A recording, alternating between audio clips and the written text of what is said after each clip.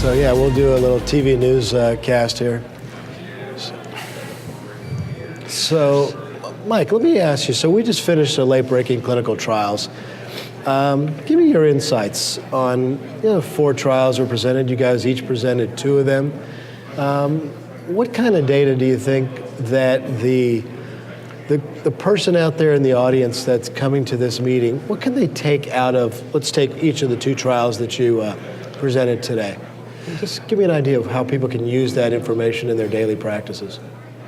Well, I think the topics that were presented sort of capture where we are and the things that are of interest and are really sort of, not necessarily controversial, but on that edge of what we need to know. And I think I had 2 very different trials. Again, the filter trial, that filter is not yet launched. Sure. It's approved, so it's just sort of a teaser of what might happen.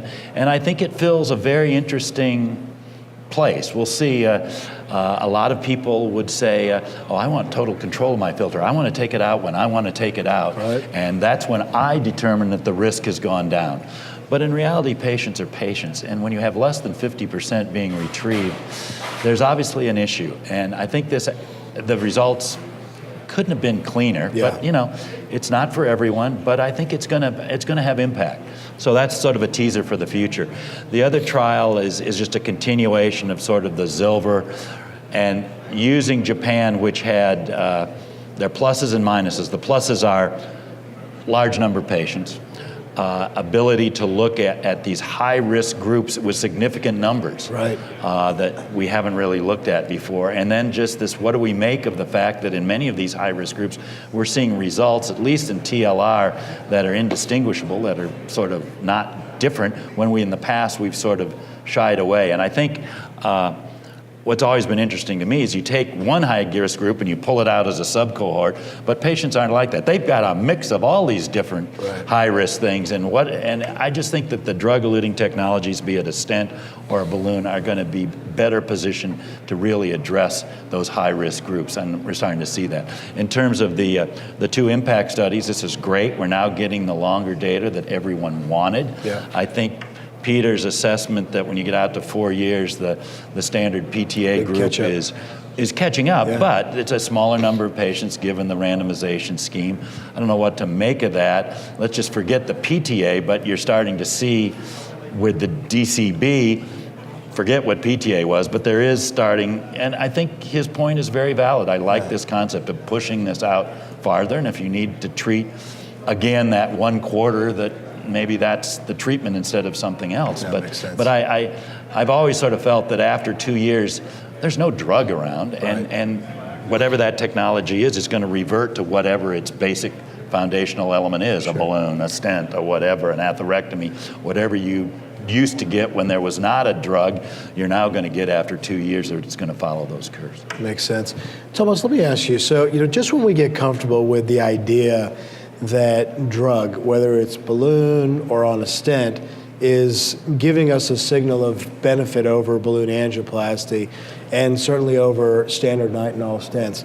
You present a study that shows without drug that you've got a stent with a very unique model, the MIMICS trial. Tell us how, when we're leaning towards drug, either balloon or stent, that suddenly the introduction of a new device with its capabilities to have more laminar flow and to be a little bit of a different solution. How do you incorporate that now when we were kind of leaning towards this other whole philosophy of treatment?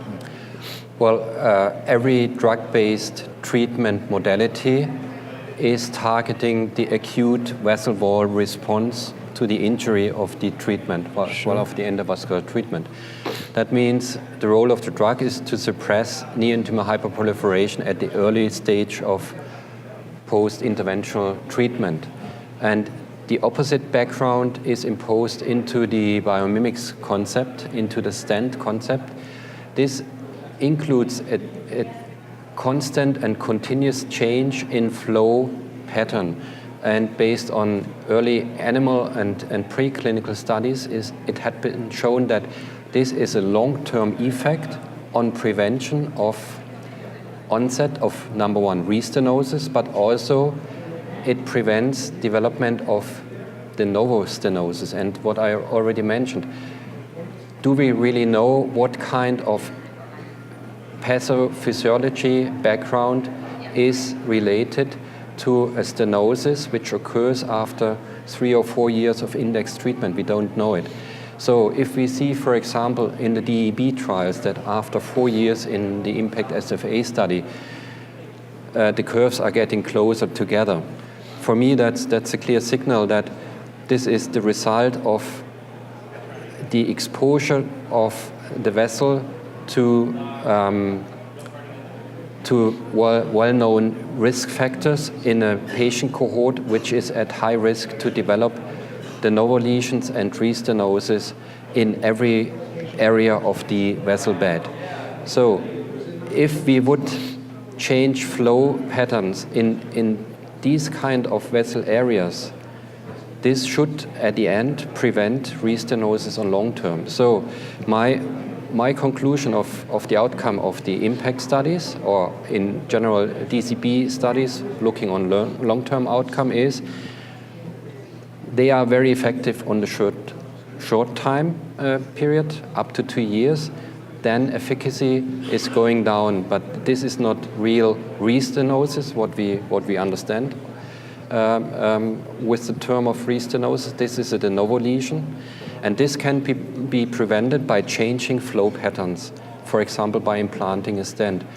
And it will be interesting to see how the performance of such changes in flow patterns might be if we would add this to Zilver PTX, to a drug-eluting stent, where we can combine the acute effect of drug elution with long-lasting effect of flow. So do you feel change. that's where we're going, is to try to get the optimal stent flow dynamics with the optimal drug elution, and ultimately those things will marry up? Well, durability is, in my opinion, not simply related to the acute vessel injury reaction, but there are other effects like flow velocities, like flow patterns, which are inducing a high wall shear stress, which is at the end protective against stenosis development, and that we have to look not only on these pharmacological aspects, but also to other aspects of stenosis development. And the biomimics stent technology is one first step into this new look. That's great.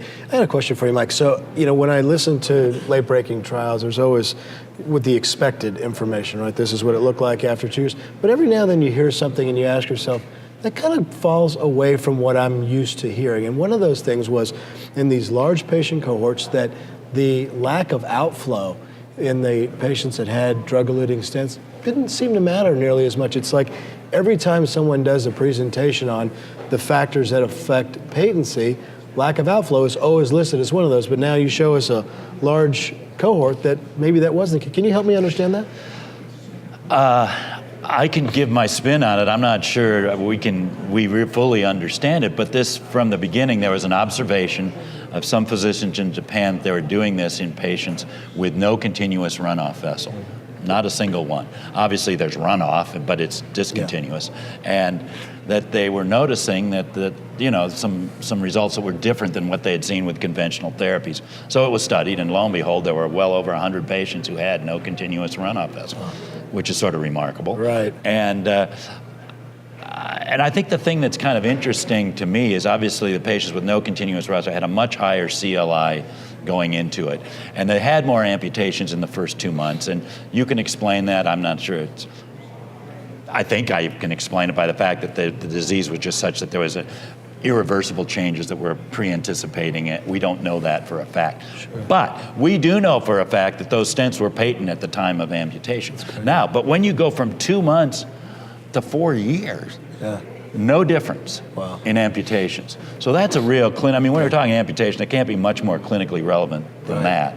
Right. And so I just think that some are different and some are just us shining light on stuff that was sort of mythic or oral kind of word of mouth that it was worse, or I don't really know. Same thing, remember for a while there were all these trials that really didn't know what to make of diabetics and bare metal stents. Some bare metal stents, diabetics, non-diabetics, huge difference. Others not so much, and we sort of then figured out diabetics were high risk, you know, and clearly now whether it's DCB or DES, no difference between diabetics and non-diabetics. There's another myth that's kind of shattered for whatever reason. So Thomas, did you see anything in the presentations you thought, you know, I didn't expect that, or that's not what my knowledge of that would be, or the final outcomes here were different than I thought they'd be? Any one of the presentations that you heard?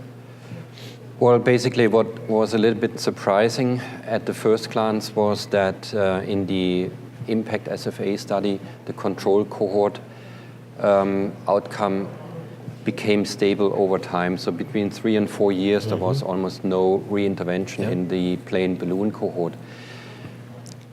But if we look closer into this outcome, it could be simply the message that we are dealing with two different patient populations. We have one patient population being at high risk based on whatever kind of personal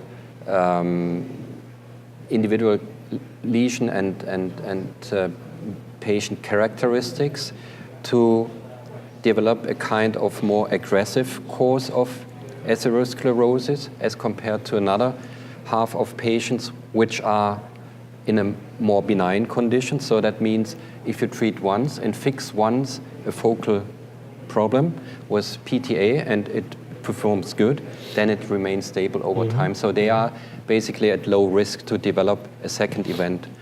And over time, as mentioned, if we apply a drug-coated balloon, we fix the problem, we fix the acute overwhelming vessel response, but we don't fix the problem of high risk to develop something new at the same spot where it was already treated or at another spot. And that's what was most impressive for me to see as an outcome of the 4-year follow-up data of the IN.PACT SFA study. I would agree. Any final comments, Mike, from the late-breaking trials? You're looking forward to what's going to be presented next? I'm going to look forward to this afternoon. I think it's going to be great. I think the one thing that maybe might have been a little bit of a surprise for the audience, and just going back to that filter presentation, is that consistently if you're going in and we're for trauma or surgery and you have a diagnosis of PE, all of those are within 2 months. Now, obviously, I think we may have known that in some groups, but we sort of lump all together. I don't think people would really realize that for the 99% of PE occurs within that first 2 months. And so this kind of idea is I think, again, as you said, there are a lot of things that we're spoon-fed and we think we know, but when we really challenge that, all of a sudden, and look at high numbers, that's why this is all good. Yeah. Well, thank you guys. I appreciate your comments. Unscripted, and I think you guys handled the questions great. Appreciate it. Thanks, Tony. Thank you.